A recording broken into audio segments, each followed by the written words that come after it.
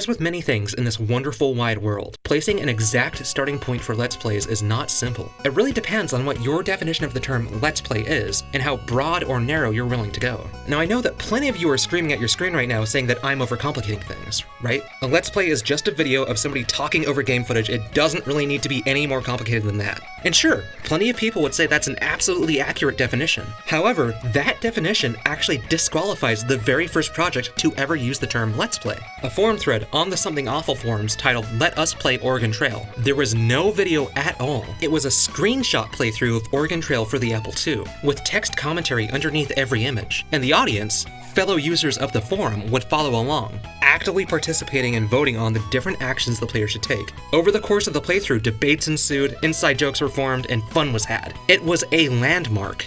Or it would have been. There actually exists no archive or any other record of this thread. Nobody who was there at the time understood just how important it was. This, so far as anybody remembers, is where the term Let's Play originated from. But it must have been big, because new threads by other users titled Let's Play started popping up, and many of them made reference to the original Oregon Trail one. Even though Let's Plays had been picking up steam, they hadn't really reached the tipping point until a Let's Play of I Have No Mouth and I Must Scream showed up. In every conceivable way, this Let's Play was massive. It was told in 71 parts, across 2 threads, over the course of about a week. People who had never even bothered reading a Let's Play were willing to stop and take a look at it. And it was through this that the first video Let's Play, the Let's Play as we now know it, came about. The finale of I Have No Mouth and I Must Scream concluded with a downloadable video of the game's ending instead of the usual screenshot sequence. At this time, YouTube was only 1 year old, and online video in browser was still an incredibly new idea. Before this point, if you wanted to watch a video on the internet that wasn't made in Flash, you'd have to download the whole thing, and then pray in a dead language long forgotten pagan gods so your media player had the right codecs in order to play it. And if it didn't, you'd have to spend another half hour downloading an entirely new media player so that you could try to play the video with it. And if that didn't work, then you'd have to spend another half hour downloading another media player to try to play the video with it. And if there wasn't any commentary on it, it was just the game audio, but it was still a novel idea, and one of the people watching this Let's Play would pick this idea up and run with it.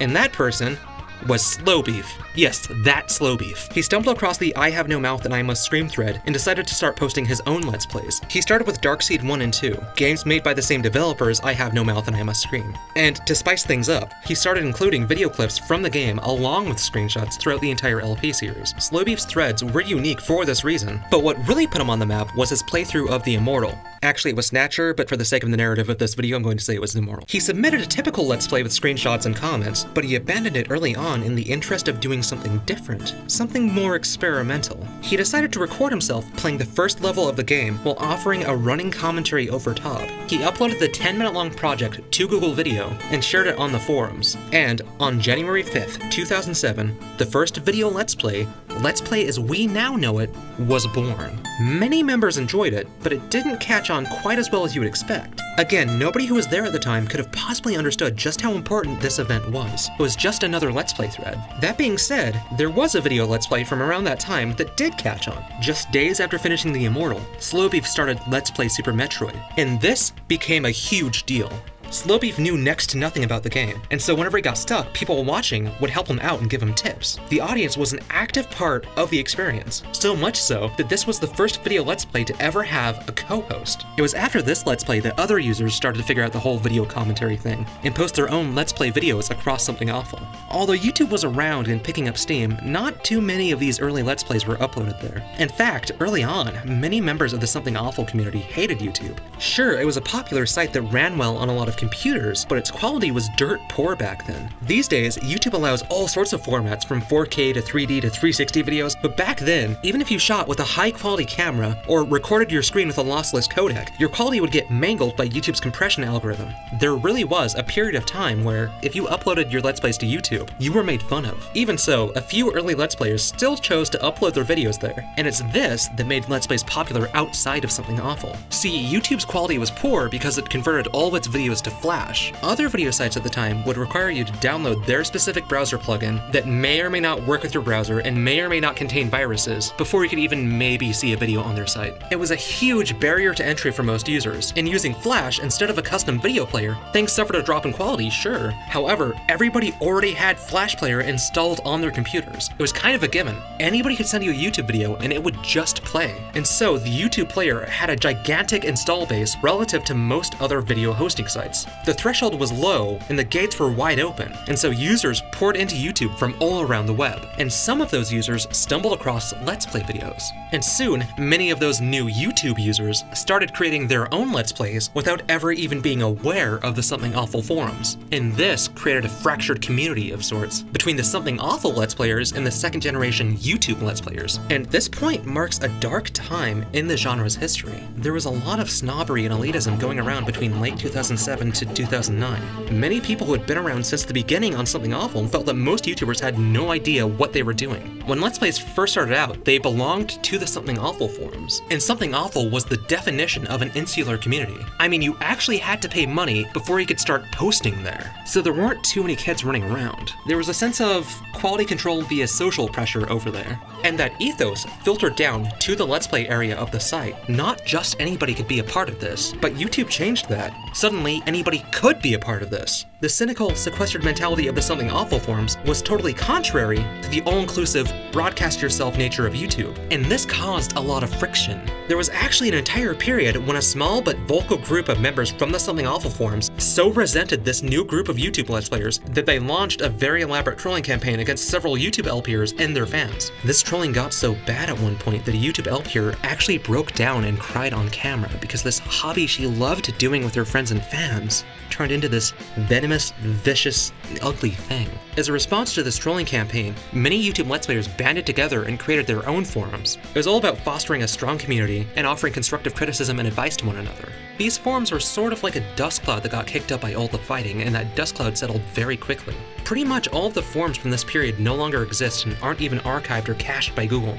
After this period is when your CNNers, your Grumps, your Markipliers, Septiceyes, and Pewdiepie start to seize the spotlight, and we see the modern Let's Play emerge, characterized by large personalities, heavy edits, and the occasional facecam, often failing at funny physics games or screaming in terror at horror games. This is when most people got introduced to Let's Plays, and the genre experienced a huge boost in popularity due to the YouTube algorithm shift. And that's where we are today, with Let's Play still going strong over 10 years after the first one came about. It's kind of amazing when you think about it. But you could take it the other direction too.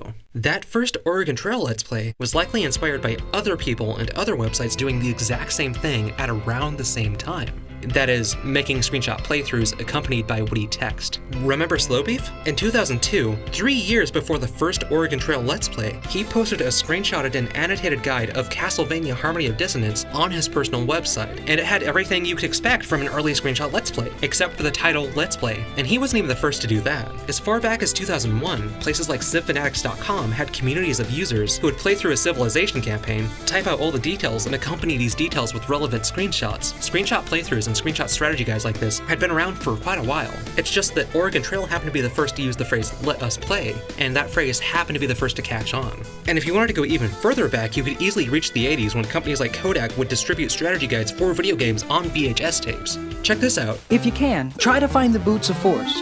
They will allow you to open any chest you don't have a key for. Very powerful. I mean, everything seems to be there. You have the game footage and a host commentating over it, all over 15 years before screenshot Let's Play started appearing on the Something Awful forums. And we could actually go even further back than this. These VHS strategy guides were patterned after books like How to Break a Million at Pac-Man that would guide you through video games using screenshots and text. And there were a lot of these sorts of books that were around at the time, all trying to tap into the Pac-Man fever of 1982. And so we're back at videos being inspired by screenshot playthroughs during the 80s, just like the video LPs were inspired by screenshot LPs. And if you want to go even further back than this, these How to Win at Video Games books were patterned after books about chess strategy, which would show you, using pictures, the ideas behind different chess openers or endgame positions, and explain why some moves were better than others. Or sometimes show you famous chess matches and provide color commentary on every move. Yeah, people commenting over games of chess, just like those first screenshot Let's Plays. And this practice goes all the way back to the Kitab Osh-Shatranj, or the Book of Chess, the first book ever written about chess strategy, penned sometime between the 9th and 10th centuries. Parts of it featured endgames and the author's comments about them. This book is so old that its original text has actually been lost to history, and we only know about its contents based on what other surviving books had to say about it when it was still around. Just like that original Oregon Trail Let's Play. Huh. It's funny how things loop back like that. And speaking of looping back, I started this episode talking about the definition of Let's Play, but have you ever wondered why they were called Let's Plays to begin with? It was short for Let Us Play, us being not just the Let's Player, but also the community the Let's Player was a part of. Audience involvement was at the heart of the very first Oregon Trail Let's Play.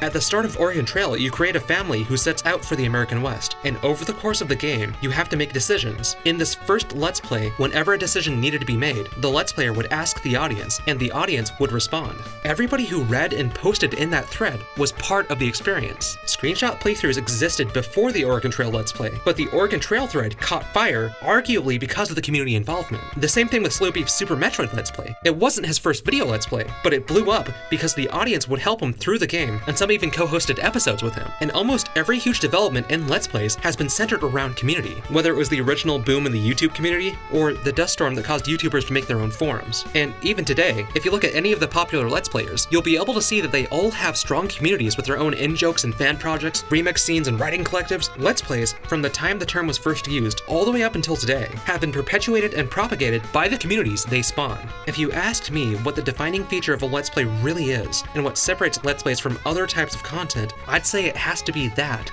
The community. And that's why this is an episode of Digressing and Sidequesting.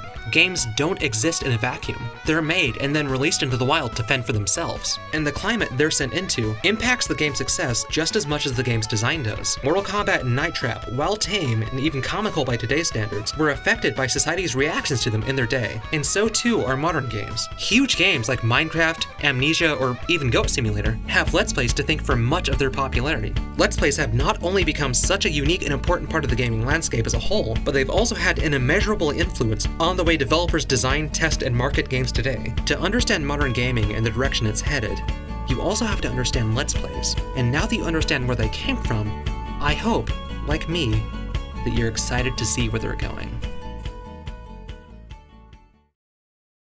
Hey guys, Ronnie Edwards here. If you liked the episode, you can check out another here. Also, if you want to learn more about the YouTube algorithm shift and how that led to the popularity of Let's Plays, Matt already made a good video about that over here. I also worked on it, so I can guarantee that it's pretty good.